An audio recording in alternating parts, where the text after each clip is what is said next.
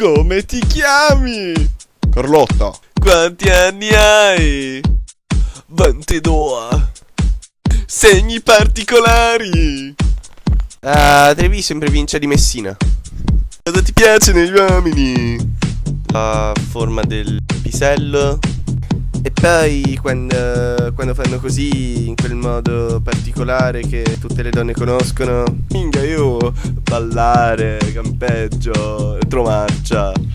Come colpisci gli uomini? Fare pompini. Qual è la tua espressione per dire di sì a un uomo? E per dire di no? Sei simpatica? Sì, grazie. E adesso scatenati!